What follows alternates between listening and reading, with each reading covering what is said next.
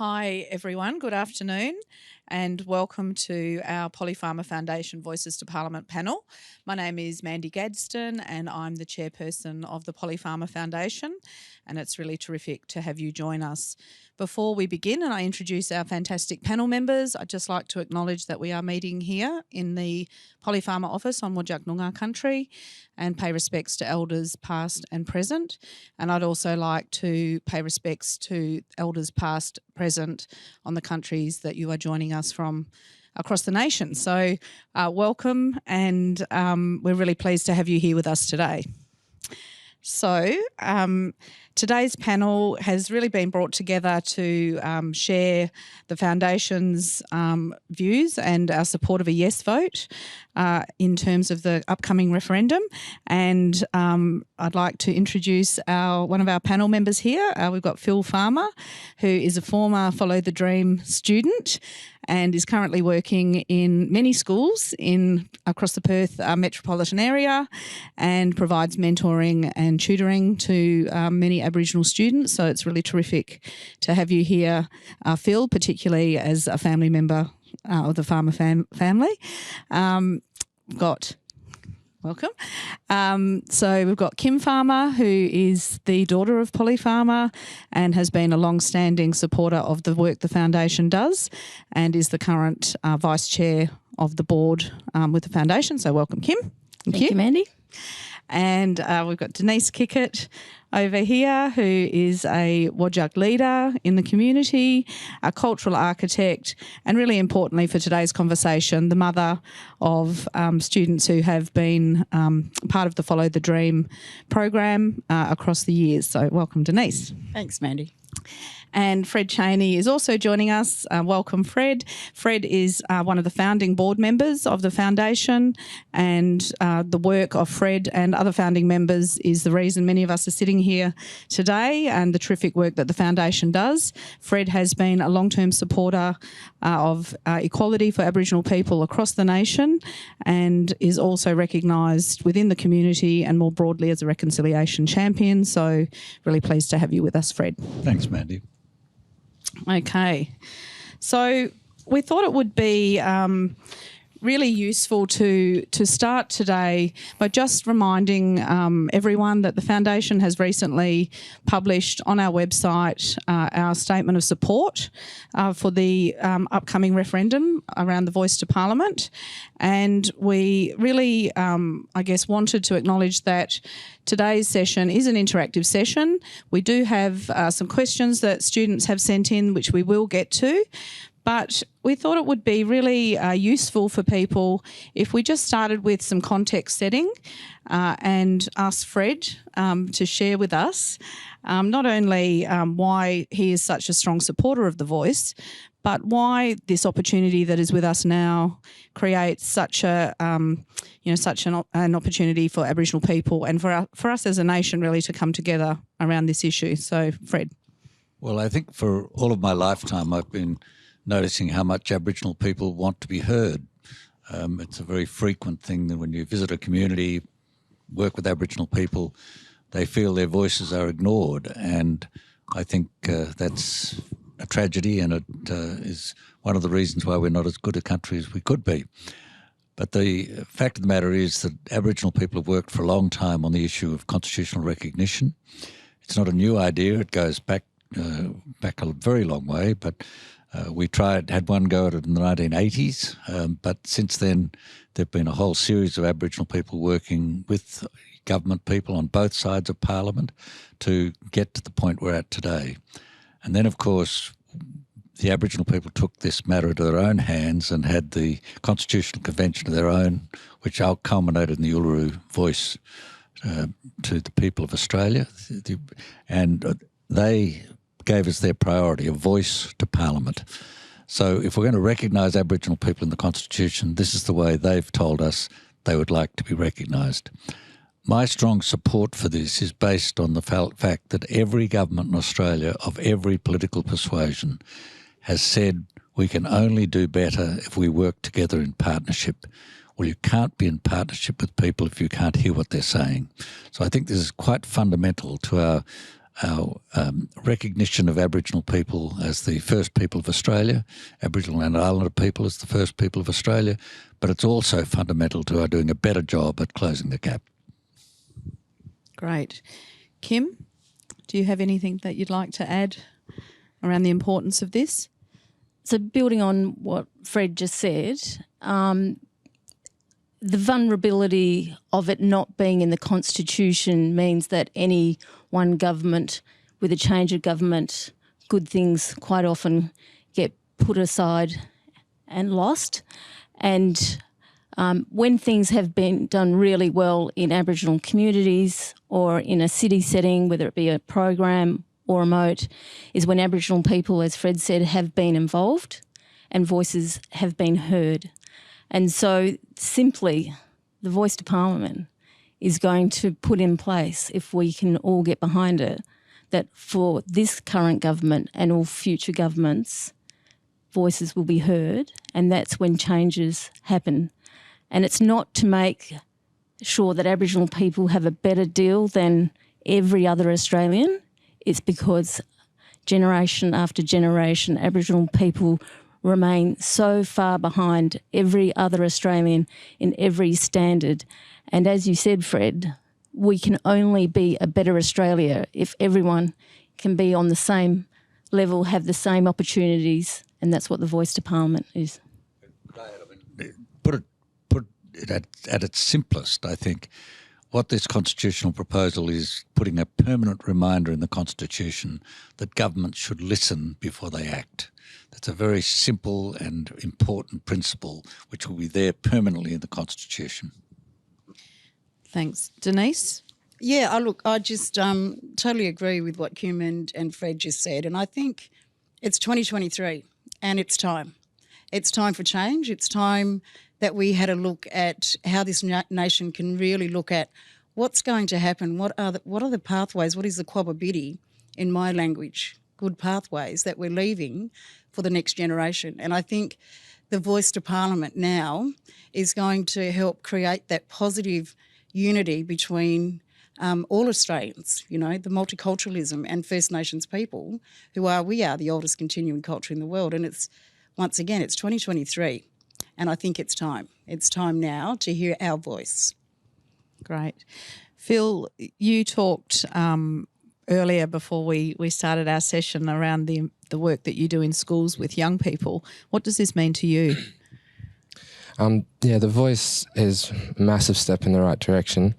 Many of the other first world countries recognise their Indigenous people in their constitution. So, like Denice said, I think it's about time we get recognised. And my point of view is being an AIO, dealing with the kids and that, and seeing and listening to them, they really do embody voice and that. And what Fred was saying, it's just been a long journey for it.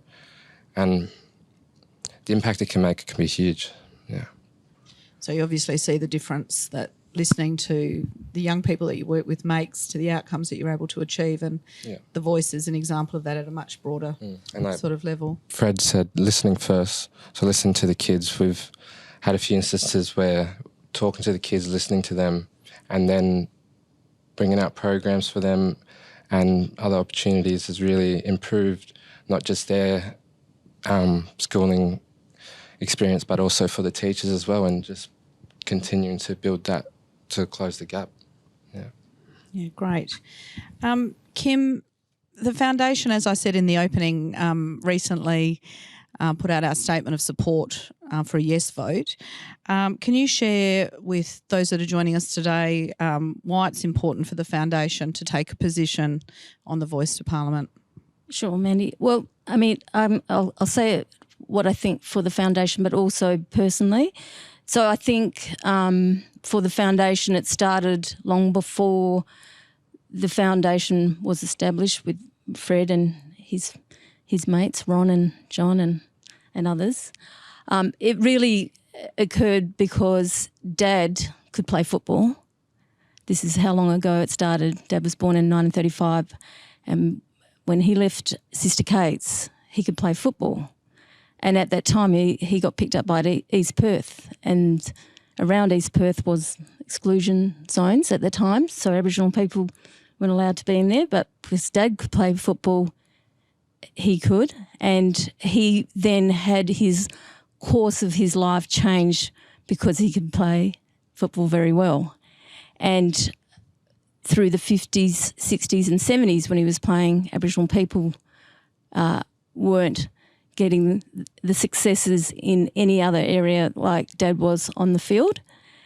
And by the time he was at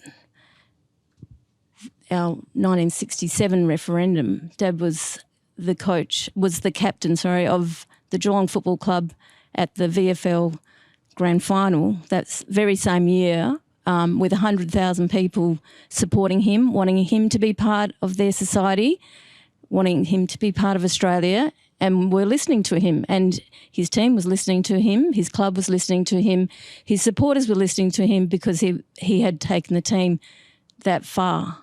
He had a voice, and as I said, during that time, Aboriginal people did not have a voice.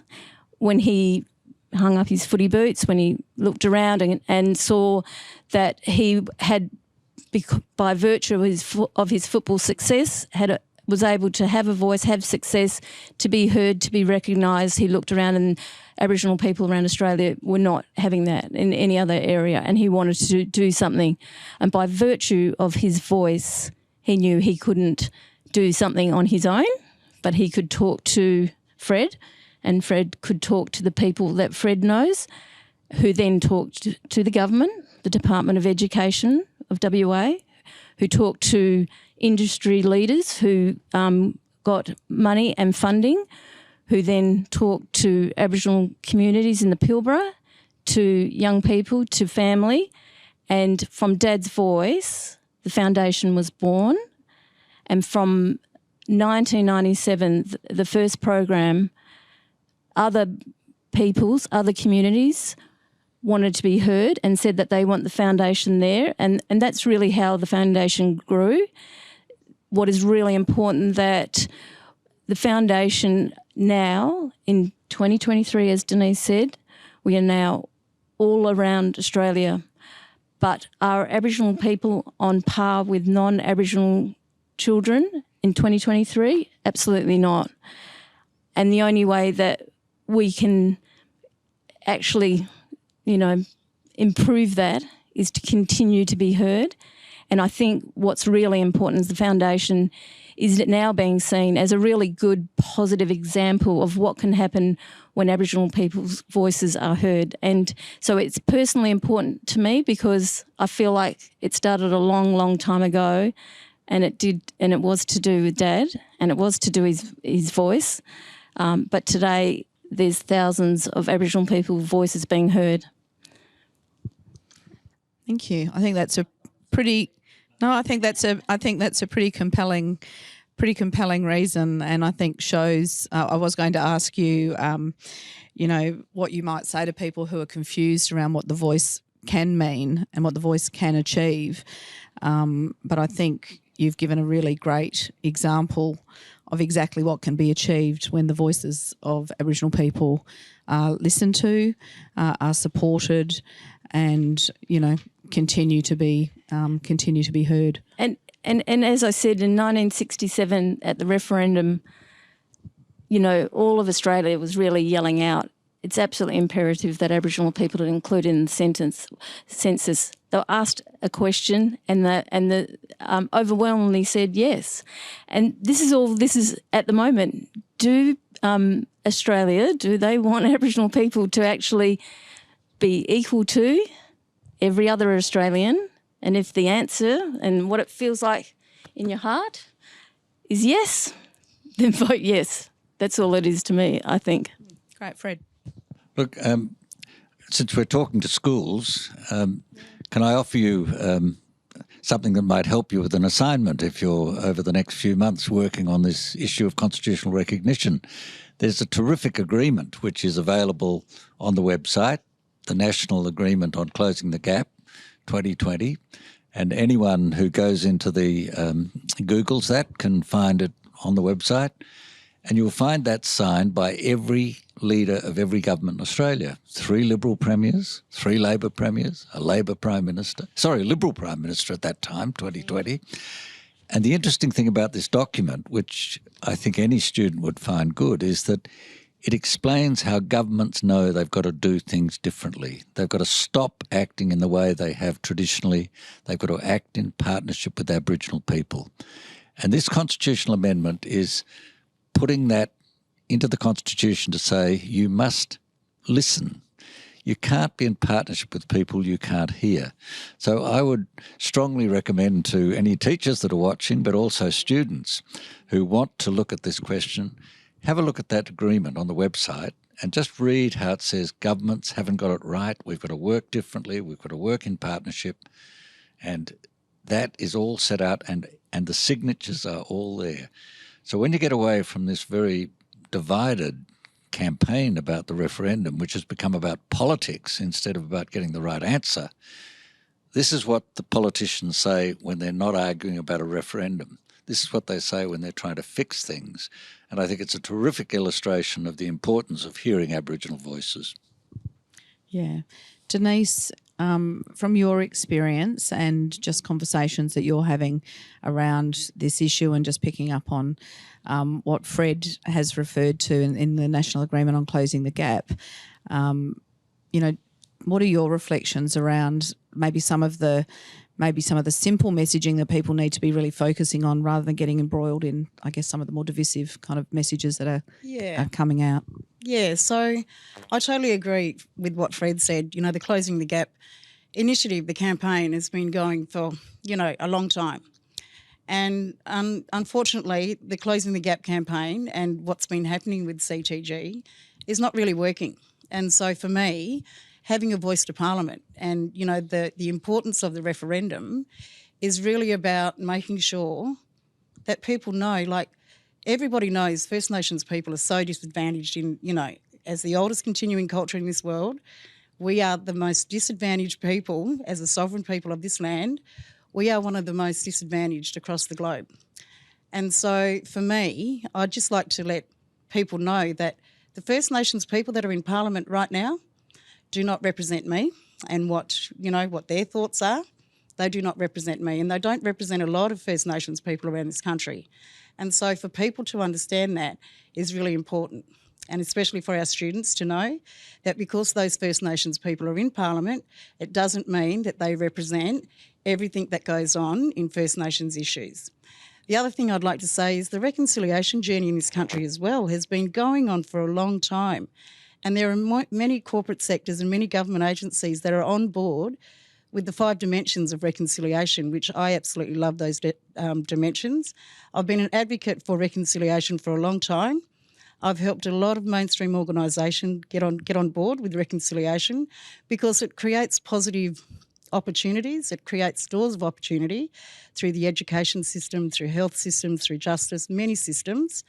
But more importantly, I think the next step from Voice Treaty Truth, the reconciliation process actually opened the doors up for this voice to happen. And I absolutely 100% support the Uluru Statement from the heart. And as a grassroots woman myself, that's worked in many levels of the community, absolutely support what's happening with the referendum and really want to, encourage people to do their research. Don't just vote no if you don't know about it. Do some research, exactly what Fred was talking about before. Get online, find out what's happened around the CTG, Closing the Gap initiatives, and the reconciliation journey this country's been on as well. Pick up, you've made a really important point about one of the really good developments is that there are a lot of Aboriginal people in Parliament.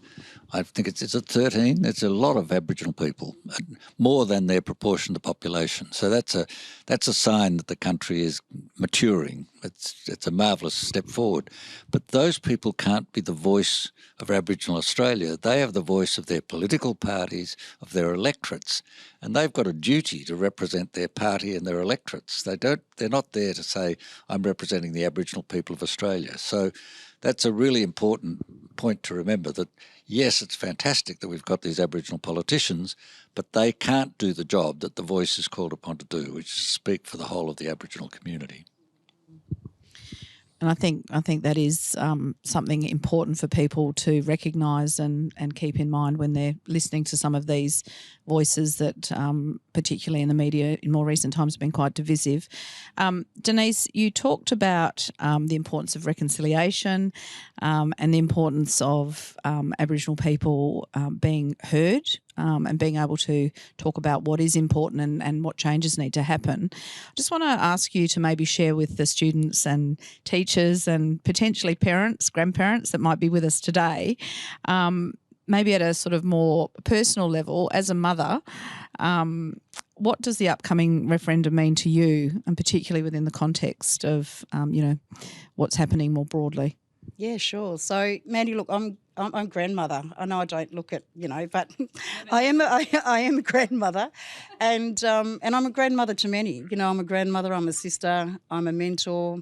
I'm an auntie. So, the way that I represent myself in the community and the way that people, acknowledge what I've done through many worlds, not only just through the Aboriginal communities or First Nations communities, but I've got a lot of Wadjala mates too. A lot of mainstream people that really look up to me and have a good conversation and robust conversations with me, only because, as well, my husband used to play football and he got a voice on, I'm a celebrity, get me out of here. So that really lifted the profile of him, and he had a platform where he could actually have a voice on a commercial television show, which really shifted his thinking around when you have a platform and you can really start to influence people in a more positive way and showcase the disadvantages that First Nations people in this country are facing, it's really important. So as a mother and a grandmother, for me, this, and I think I said it earlier too, it's about the next generation. What footprint are we leaving behind for these students that are listening in today and for their kids and the kids after that? What are we leaving behind? What is the footprint that we actually want to leave in this country to make sure that we've left a quababidi, a good pathway for them to understand that we can come together as one. We can do this together. And it's about time that this country, grew up. And because my brother used to say, this country's like a teenager going through puberty, if I can say that, because it's like the oldest continuing culture in the world living with the youngest Western world, Australia. And so when we learn to come together and understand and do that cross-cultural communication and understanding the difference between languages and, customs and how we can be together in regards to the Parliament and getting our voice from grassroots right through to, that highest level, I think it's really important for people to understand that it can be a shift and it can be a change and it will be the benefit for the next generation. Can I just add? When Dad was first thinking about the foundation, I thought today he probably was about my age, and here I am, 25, 26. Thanks, Fred. It took you a while. I was That's all right. and here we are, 25 plus years later, and we're still trying to deal with the issues of correcting such huge disparities. But by the time Philip is my age, I hope that there's no conversation at all. And in many respects, I hope the foundation there's no need for the foundation because everyone's having exactly the same education, the same good experiences at school, the same levels of achievement leaving school, and that they are across all areas of industry. And, maybe Philip or one of Philip's students might be the next Prime Minister. Who knows? Yeah. Can I just add to that it's really important to also emphasise that if we do close the gap, if we achieve all of our social and economic ambitions for Aboriginal people, there'll still be a need for the voice because our First Nations people will still be there. They'll still be playing their special place as the world's oldest living culture. They're not going to go away. and they'll still need to be heard because there'll always be issues around native title, racial discrimination, all of these things which are the big issues that affect everybody. And so I think that whilst I think closing the gap is so vital and underlies the need for a voice for that reason, to assist in closing the gap, it goes beyond that. And some of the opponents to the referendum say, oh, well, we won't need a voice once we've closed the gap. No, that's wrong, because I think history tells us the Aboriginal and Islander people in this country are not going to stop being Aboriginal and Islander people. They're not going to go away, and we'll always have to deal with that as part of a great part of Australia. Always was, always will be, because that's a beautiful saying. Yeah, and I think that's at the heart of what we're talking about here in terms of identity and celebrating the richness of our Aboriginal culture, the richness of the world's oldest continuing living culture. Phil, you talked earlier around the work that you do with your students, and I think identity and recognition is really critical. What are some of the, I guess, things that you're hearing within the school setting that you think is important to sort of be mindful of? Well, giving voice to the students has really, really empowered them, and I've seen it firsthand with some students. A couple of months ago, they'll just be we got a didgeridoo program at one of the schools I'm at, and one of the boys, a couple of months ago, he wouldn't want to be doing dances or anything; he'd just be playing the didge. But he's come up and started doing the dances and speaking out and taking charge and really becoming a young leader himself. And I think it's all from giving him that voice and giving him that opportunity, and not just giving him a voice, listening as well. Sorry, it's a bit stuck. Yeah, no, that's good. And I think, that's an example of exactly what we've been talking about today happening at a local level.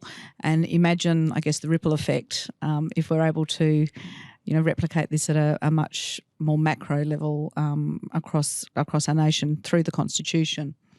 It is intended, of course, that local and regional voices will have a really important part to play, because everything that's important happens in a place. And these places are not going to be overwhelmed by a national voice that's a long way away.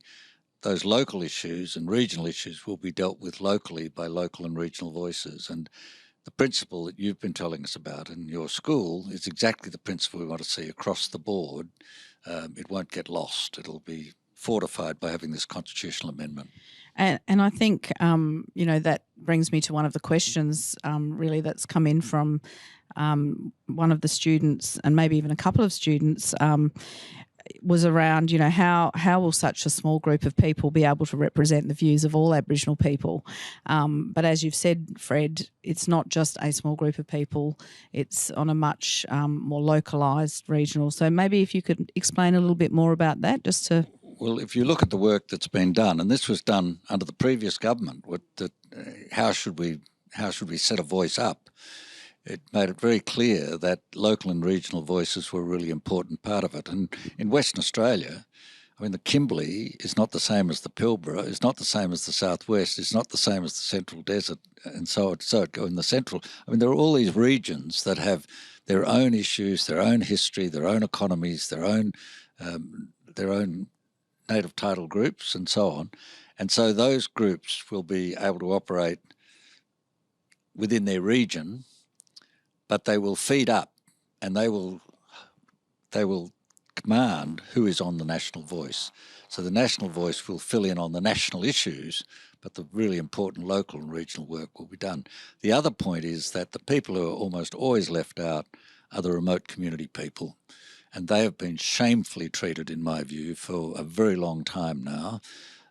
The report on how the voice should be set up suggested that there should be a special number of places reserved for remote communities, and I think that's a really good idea. Fabulous. Kim? Fred, is it fair to say that decisions have, up until today, been made from the top down, and that the concept of this is that, as you describe, coming from the communities, making its way to the top? So it's turning it on itself? Yeah, look, this is the fundamental issue that Australia has got to come to grips with. And this is not an Aboriginal problem, this is a government problem. I referred to this agreement, which I think is a really good agreement. Everything I've learned in 60 years of working with Aboriginal people is reflected in this agreement. I think it's on them. But the government, the previous government again, commissioned a report on this. How is this going? And they got the Productivity Commission to report it, and the Productivity Commission just a couple of weeks ago said it's not going very well. Why is it not going very well? Because governments have not yet faced up to the need to change the way they operate. So it's all very well to say we want to empower Aboriginal people, and we've got that strategy in Western Australia, Aboriginal empowerment. But unless governments change the way they work, this can't be done. So again, that's why I think you need it in the Constitution to continually remind government you've got a lot of work to do in the way you operate if we're going to ever do these things better. And we're coming sort of close to the end of our time together, but I mean that really I guess captures the notion that nothing for us without us. Just like to maybe get your reflections on the importance of having a voice, and maybe if you could share with the students a couple of quite sort of simple messages around the importance of the voice from your perspective. Maybe start with Denice. Yeah, so if I had a message for the students, you know, when I was going to school, my mother always said to me, if you don't know something, ask. Now you've got Google search engine, you've got the internet, you've got elders, you've got a lot of educators in the systems now that you can go and ask those questions. If you're not quite sure about what's going on, do some research. Get onto the AEC, the Australian Electoral Commission. Get onto their website. They've got a lot of information about what's going on with the voice. You can type in, the National Indigenous Affairs website and go on there and have a look to see what's going on. All I can say to the students is that if you don't know something, do some research and the answer will always pop up. Or go and ask your elders on what their thoughts are. Kim? Look, and some of the discussions going on is based on fear, and people are fearful that if someone's going to get something, it means it might impact them personally and they'll get less. But probably for 90% of Australia, the yes vote comes in, there's a voice to Parliament, and it's not going to impact on most of Australians on the ground. But if it does occur and it works and it's successful, it will impact because it'll make a better society that they're living in, a better Australia. We'll be proud to acknowledge that we believe in, support and want all Australians to have equal standards of living, and equal life expectancy, equal health expectancies, and, get this right and be a better Australia. Right. Phil? So voice, very important. So I've just lost what I was going to say. The importance of the voice, I guess, just if you could, share with students from your perspective, in the work you do, you've talked about the importance of listening to the voices of those you work with. Do you see that sort of holding true, I guess, for a yes vote? Yeah, I support the yes vote. Sorry. So I'm really excited that this is probably going to be the first time you'll be voting as an adult. Is that right? Yeah. Yeah. So that's the exciting thing. This is everyone's referendum. Yeah. And for our young people who are thinking about it, for your students, it's about having a voice, have a discussion with their family, their friends, their students, and going, you know what, I watched something Livestream the other day, and Mr. Chaney said this, and I'm gonna tell my neighbour who's been saying some negative things, he's wrong. I guess to all the young people out there, just don't be afraid to talk to your elders and to your friends and that. Have these conversations. We need to have these conversations. That's the only way proper opinions are going to be based. And do some research, like Arnie said, and so you are talking about the right things and making right opinions and that. And, yeah. And I think, sorry, Fred, go. Well, I think we're all agreed that doing your own research and so on and talking about this is a really great idea. The one caution I want to make is that I'm told that social media is awash with really terrible stuff. Some of it's coming even out of America. It looks as though it's coming from here, but it's not. And so I wouldn't include social media as your primary research team. I think that's why I referred to this agreement. That's something that is outside politics. This was just people signing up when they were saying, how do we solve these issues? And so be careful about social media would be my final comment. And I guess just, before we close, the foundation has been playing a leading role in empowering Aboriginal and Torres Strait Islander students for well over 25 years. I think there's a lot. Kim has talked about this at the beginning. Fred, you've talked about the importance of the National Agreement on Closing the Gap, the importance of reconciliation in community, having conversations, and also listening to those that you work with. Fred, it'd be interesting just to have your kind of closing reflections, I guess, around why all those years ago, 27 or so years ago, when Polly came to you and others, why the foundation in terms of the pursuit of, academic, students who had aspirations to improve their educational outcomes and looking at success in that area, why you thought education was a key and critical area in that space. Well, the key line from Kim's father that I remember most clearly was, he said, look, there's a lot of good jobs in Australia and I don't see many Aboriginal people in those good jobs.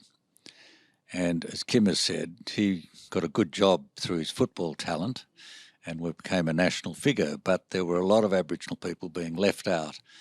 And we struggled when we first set up the foundation to meet his wishes, but we struggled on what was the best way. But then it seemed to us that through education, Aboriginal people would get that opportunity to fully share in what Australia has to offer. And I think that's certainly true. I mean, 2 nights ago, I was at another seminar on The Voice. I was with an Aboriginal man who was born the year that I first got involved in Aboriginal affairs, so he was 61. And the other two were young Aboriginal lawyers, one from the Kimberley and one from the Pilbara. And I thought, this is what the Polly Farmer Foundation is about. This is what reconciliation is about. This is about the better future that we want for Australia is about, to see Aboriginal people fully participating in everything that Australia has to offer. Fabulous. And I mean, that is what a yes vote in this referendum will enable far more in terms of being able to listen to the voices of Aboriginal people around things that do matter. I guess if we reflect on the foundation, the journey, I think, is a really strong demonstration of what can happen when the voice of an Aboriginal person is listened to. And we're seeing it at our local levels, and also hopefully in the coming months we will be able to celebrate as Aboriginal people and as all Australians coming together to really look at what this country can do when we all come together and listen to the voices of those that are most affected by decisions that are being made. So I think that is pretty much our time together. I just really want to thank you all for coming along this afternoon. I do also want to thank all of you that have taken the time to join us. I think this is a recorded event, so if you do wish to share it with family, friends and others, we really encourage you to do so. We also really encourage you to really embrace this critical period of contemplation and really think about the impact that you as one person can have and the family that you are living within and a part of, and the community that you're a part of in this really critical time for our nation. And we really encourage you to make the right decision, which I think we've all shared around voting in the referendum, which is a vote for yes around the constitutional recognition of Aboriginal and Torres Strait Islander people. So thank you very much for your time, and we hope to be able to share more information with you as the weeks proceed. Yeah. Thank you. Thank you.